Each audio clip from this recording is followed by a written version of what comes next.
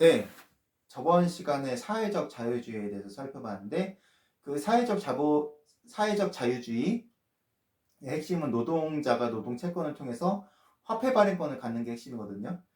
그 화폐 발행권을 왜 가져야 되느냐? 어, 이 책에서도 똑같은 지적을 합니다. 마지막 챕터 5가 그 노동 복지 자본주의를 다시 생각한다가 이렇게 나와 있어요. 복지 자본주의를 왜 생각해야 되느냐? 소비 성향이란 개념을 끌고 오거든요. 소비 성향은 처분 가능한 소득 중 얼마나 소비하는지 비율. 즉, 처분 가능한 소득이 낮을수록 많이 소비를 하고 처분 가능한 소득이 높을수록 적게 소비를 합니다. 그렇기 때문에 돈이 돌기 위해서는 처분 가능한 소득이 처분 가능한 소득이 낮은 노동자들 같은 경우 많이 쓰기 때문에 그런 사람들한테 돈이 흘러들어야 경제적으로 뭔가 선순환되는 흐름이 생길 것이다라고 이렇게 책에서는 주장을 하는데, 근데 이 책의 단점은 그 앞에서는 지금 국가를 통한 어떤 분배는 실패로 끝났거든요. 케인지언도 그렇고 공산주의도 그렇고, 즉 국가를 통하지 않고 노동자들에게 돈이 흘러 들어가야 돼요. 지금의 시스템을 크게 해치지 않는 범위에서.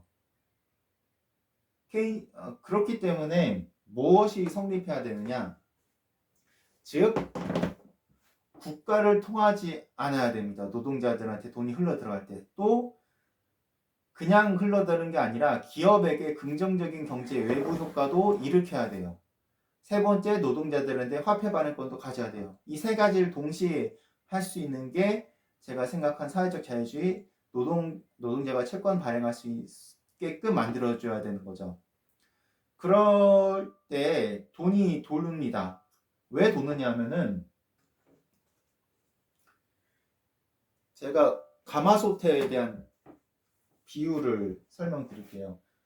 즉 여기 물이 있는데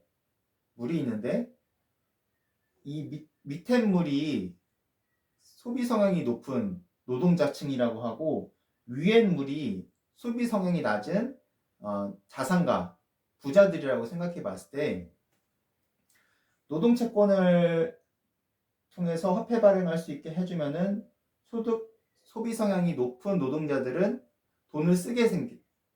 돈이 먼저 들어가니까 괜찮죠. 근데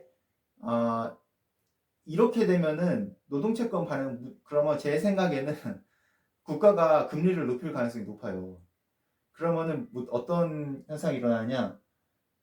자산가들의 재산은 동결되는 거거든요. 왜냐면 그 사람들은 저희들은 금리 1, 2%에 그렇게 민감하지 않습니다. 노동자들은 그렇게 차이가 안 나요. 1, 2%. 근데 대단한 자산가들은 1, 2%에 굉장히 예민해요. 그렇기 때문에 금리가 올라가면은 노동채권을 통해서 밑에 군부를 데피고, 그러면은 금리가 올라갈 거거든요. 그러면은 가마솥 위는 냉각시키는 거랑 똑같은 효과가 일어나요. 그렇기 때문에 돈이 막 도는 거죠. 국가를 통하거나 재정 지출을 통하거나 하면은 뭐 금리도 마찬가지고, 요 윗대가리에서만 이제 돈이 도는 거예요. 위에서만. 근데 노동채권을 발행하게 되면은 그 밑에다가 불을 지피는 거랑 똑같거든요. 그렇기 때문에 돈이 굉장히 활발하게 돌아가게 됩니다. 공산주의가 됐든 케이지언주의 됐건 금리가 됐든, 지금까지 우리는 너무 이 물 윗부분에서만 지금 왔다 갔다 한 것 같다. 금리 같은 경우도 그렇고 신용창조, 신용수축도 그렇고 대단한 자산가들한테만 이게 의미가 있는 거였거든요.